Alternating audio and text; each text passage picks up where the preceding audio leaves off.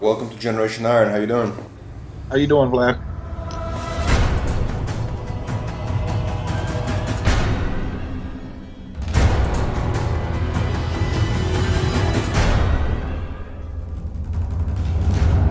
Akim, you became the face of Muscle Meds, right? A couple of years ago, like a year Yeah, ago. a year ago, basically. Yeah. Kai Green was always associated with the brand, as we all know. He was the face of the company. Did you feel the pressure kind of stepping in and becoming the new face of the supplement company that he basically helped create? Not really. In the beginning, a lot of people was like, they're trying to replace Kai with me and stuff like that. So I got a lot of negative feedback, basically people saying that he can never be like Kai and stuff like that. But I didn't really feel any pressure because I know me and Kai two different, way different type of bodybuilders and stuff like that. Hmm. So I just had to be myself and just make people accept me for who I am. You're also from Brooklyn originally, right? Yeah, exactly. Kai was from Brooklyn, you're from Brooklyn. Kai was massive, and from the visually looking at you, you're even more massive. So when you went to the first expo, traveling with Muscle Meds, what kind of reactions did you see from the fans? Well, I already had my fan base and stuff like that, so a lot of the people that came out and showed me love was people that already were that was already like following me and stuff like that.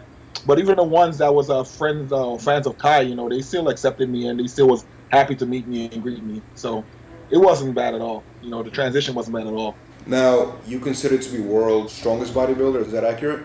But I have some pretty impressive lifts in terms of my deadlifts and squats. I could probably hang with the best powerlifters out there. A lot of bodybuilders, they're very cautious how much they actually lift because they can get injured. Well, when I started bodybuilding, I was always a strong guy, so I just used that in transition into bodybuilding, and I didn't change anything in terms of just because you become a bodybuilder, you need to change the way you work out. I kept everything the same. Hmm. I've only been bodybuilding for 5 years now, and for what I built in 5 years, you could tell it's probably attributed towards the training, the type of training that I did. You just started competing on stage just like a few years ago. Where do you see your career going? I mean, this was my first time at the Mr. Olympia, and I didn't place as well as I wanted to, but I still made top 15. I won my first show, which was the Tampa Pro. I came in second place to a very competitive Victor Martinez in the Baltimore Pro. So Hmm. basically, my goal next year is to actually crack the top 10 in the Mr. Olympia. Hmm. It would be a very, very great accomplishment for me. Are you gonna do the Arnold next year? I am not sure because right now, with the whole transition with muscle and stuff like that, I'm still kind of like in the process of searching for a new sponsor. So if I pick something up, then maybe I'll do the Arnold. Are they restructuring or what's going on with the company? They basically trying to go the whole corporate route now, so they're restructuring a lot, they're rebranding and stuff like that. So right now, I just got the word that I'm not gonna be resigned for 2017. So they decide between basically me and Victor Martinez, who's been with the company for a long time with MHP. So they're gonna switch him over to Muscle Meds and have him represent the brand from after this month. Sorry to hear that, man. Yeah, it's not a problem. Just open more opportunities to open better doors. Bodybuilding is a very tough sport. It's a tough sport to make money and it's a tough sport to actually compete in. It takes a lot out of you. Why did you choose to continue even though it's very challenging? Well, before all of this was actually my first year that I actually did bodybuilding full time. Before this, I was always working a full time job and trying to compete. A lot of guys don't understand that you working a full time job and you're trying to compete is very, very hard. You could always work a regular job. Hmm. So I figured I don't want to be the type of person that 5, 10, 15 years from now, you're going to live your life saying what if. So I figured, I'll give this a shot, give it my all and see what happens and see how far I can take it with. And if it doesn't work out, then, just, I guess, go back to regular life. Hmm. Did you always feel like you have the genetics for bodybuilding? Greatest thing about me is it's so easy for me to put on size. Because I remember when I first started working out, I had a friend that was actually training to get into the Marines. Hmm. And that was when I started working out. He needed a training partner. And within 6 months, he'd been working out for maybe years probably. And within 6 months, I was already bigger than him. I added more muscle than him. And my body started transforming way faster than him. And to the point where he didn't even want to work out anymore. He just lost motivation. Because he couldn't understand how fast I was growing.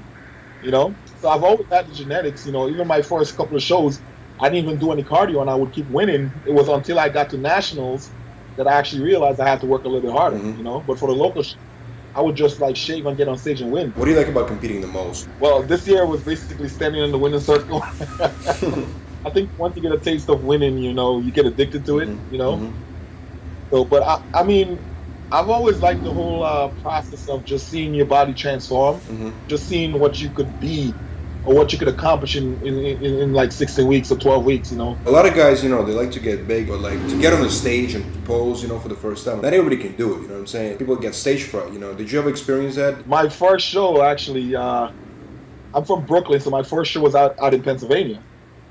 And my girlfriend at the time, she decided she was going to drive me all the way up to Pennsylvania. So we get out to Pennsylvania, and I actually looked at the crowd, I looked at everybody, I'm like, ain't no way I'm getting on that stage. And she was the one, she's just like, listen, she's like, listen, I drove you all the way up here, you better get your fucking ass on stage. So she put her foot down, and I had to do what she said, you know. Every show you do, it becomes easier and easier, you know. I heard somewhere that Ronnie Coleman is your favorite bodybuilder. Is that accurate? Yes. Why is that? Why is Ronnie your favorite? I just love the way he trained, man. You know, the fact that he basically lifted heavy even when he was prepping, you know. He didn't back down, you know. He always lifted heavy, and that was part of what made him as great as he was, you know, as he is. So I just like his training style, and I try to incorporate it to the same type of training style in my workouts, and hopefully, you know, I'm not saying I'm going to be as great as Ronnie Coleman, but just being compared to him sometimes with the type of lifts that I do is truly amazing. Ronnie recently, he went through a couple of surgeries, double hip replacement, and some say it's because of the heavy training. It had a long-term effect on him. Are you ever concerned about that as far as you going heavy? Is it going to affect you in the future, your health? Well, I mean, if you're going to live like that, then you shouldn't be bodybuilding, man. I say, I put it out there and I say no regrets, man. You know, you only have one life to live, and if you're going to do something amazing that people are going to remember you for, it's basically you accomplishing the goal. And I don't think Ronnie has any regrets. You can't live your life in fear. Many great men will never accomplish what they set out to accomplish, you know. Try to play it as safe as possible, and you can't really prevent injuries, man. If it's going to happen, it's going to happen. I've done seen people in the gym that were basically benching 400 pounds, and one day they come in the gym and they were warming up with like 135 and they got injured. Now, you, from what I read, you're over 300 pounds off season. You get pretty heavy, you know. Can you still do like regular things, you know? Can you still play ball and just enjoy your life with that weight? Does it take a toll on you at all? Nah, I'm not getting on the basketball court anytime soon. I tried the last time. I had a few buddies of mine who came up, and you know they wanted to go play ball, and I decided I was going to try for a little while, but within like 5 minutes I was huffing and puffing. It's not for me. All right, so F-Zone, I heard they, you know, those guys in Jersey doing big things. The store is really nice, and from what I hear, they incorporate the supplements and the clothing and everything else, and it's a great location as well. Talk to me about that. It's a very unique, one-of-a-kind store in terms of, like you said, they incorporate the supplements and the clothing, which most supplement stores don't do. You know, it's rare you could go to a supplement store and find like workout clothing in terms of like Gorilla Wear and Heyday and those brand names and stuff like that, you know. So it gives it a very different feel because it's like a one-stop shopping. And also it's located inside of a gym, so you could go there, get a great workout, and after you finish, you have all your supplements available to you to basically accomplish your bodybuilding goals. I love the fact that there is, you know, companies like Gorilla Wear, for instance, and other ones that actually create products for fitness and bodybuilding industry. Because, you know, the problem is I think that a lot of mainstream companies don't create products specifically for bodybuilders like yourself, you know, and other professional athletes, and also stores that actually cater to you as well.